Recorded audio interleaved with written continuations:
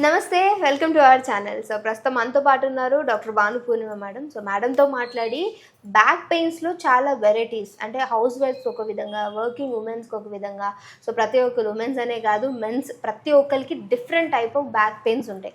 మరి వాటికి ట్రీట్మెంట్ ఏ విధంగా ఉంటుంది, సో ఈ బ్యాక్ పెయిన్స్ ఉన్నప్పుడు మనం తీసుకోవాల్సిన జాగ్రత్తలు ఏంటి కొన్ని మేడంని అడిగి తెలుసుకుందాం. నమస్తే మేడం. నమస్తే అండి. మేడం, చాలా మందికి హౌస్ వైఫ్స్కి ఒక విధంగా అటువంటి పెయిన్ వస్తూ ఉంటుంది, లేదంటే లైక్ సాఫ్ట్వేర్ ఎగ్జాంపుల్, వీళ్ళకి ఇంకో విధంగా పెయిన్ ఉంటుంది. అందరికీ ఒకటే విధంగా ట్రీట్మెంట్ అనేది ఉంటుందా? సో ఇందులో ఏమైనా వేరియేషన్స్ ఉన్నాయంటారు? పెయిన్లో వేరియేషన్స్ అనేది ఏమి ఉండదండి. పెయిన్ అనేది ఒకే రకంగా ఉంటుంది, కాకపోతే పెయిన్ రావడానికి కారణాలు ఏంటి, సో అది డిఫరెంట్గా ఉంటుంది. అండ్ ఇంకొకటి పెయిన్ వచ్చే రీజన్స్, అంటే బ్యాక్ పెయిన్ మజిల్ కారణంగా వస్తుందా, లేకపోతే స్పైన్లో ఏదైనా ఇష్యూ ఉంటే వస్తుందా, లేకపోతే టయర్డ్ అవటం వల్ల వస్తుందా, సో ఇలా ఎందుకు వస్తుంది అనేది డిటర్మైన్ చేసి దాన్ని బట్టి ట్రీట్మెంట్ అనేది ఉంటుందండి.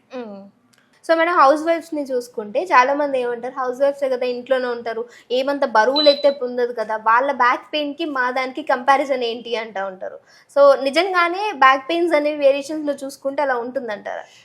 యాక్చువల్లీ అందరూ అనుకున్నట్టు హౌస్ వైఫ్సే కదా అనుకుంటారు, కానీ వాళ్ళకు ఉన్నంత పని ఇంకెవరికి ఉండదండి.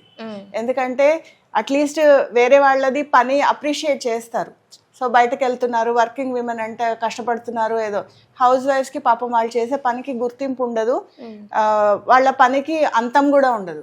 వాళ్ళు పాపం కంటిన్యూస్గా వర్క్ చేస్తూనే ఉంటారు.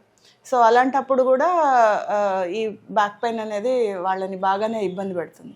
సో ఎప్పుడు కూడా హౌస్ వైఫ్స్ అని చెప్పి వాళ్ళని చిన్న చూపు చూసి వాళ్ళకి ఏదో తక్కువ పెయిన్ ఉంటుందని దయచేసి అనుకోకండి.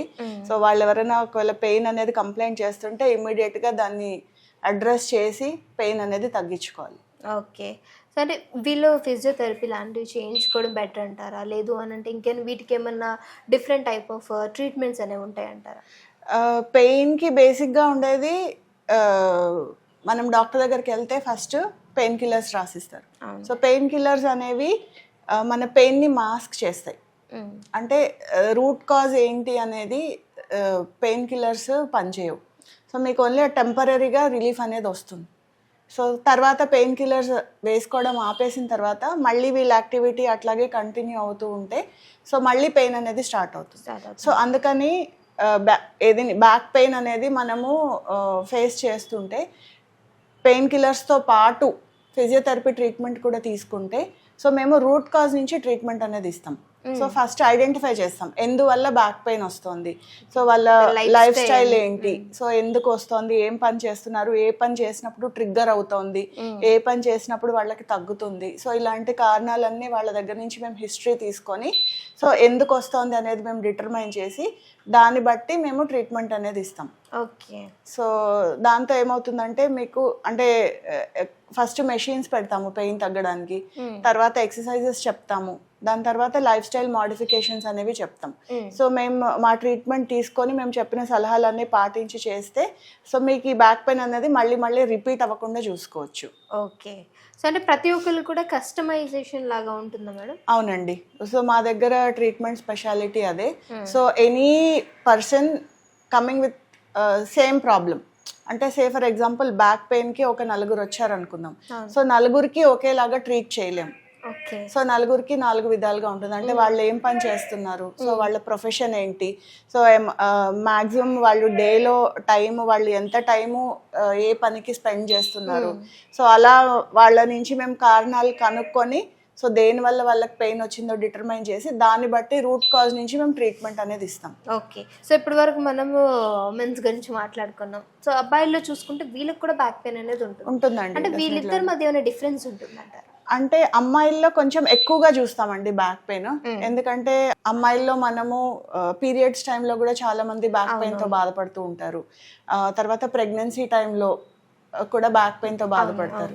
తర్వాత డెలివరీ తర్వాత కూడా చాలా మంది బ్యాక్ పెయిన్తో బాధపడుతూ ఉంటారు. సో ఇవి అడిషనల్ కారణాలు అవుతాయి.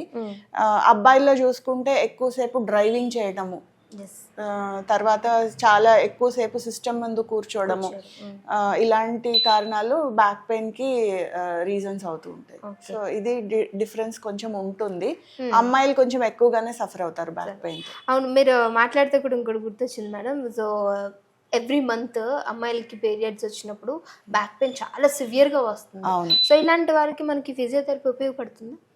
ఫిజియోథెరపీ ఉపయోగపడుతుంది అనే దానికంటే ఇప్పుడు హార్మోనల్ చేంజెస్ వల్ల వచ్చిన దానికి లైఫ్ స్టైల్ మోడిఫికేషన్.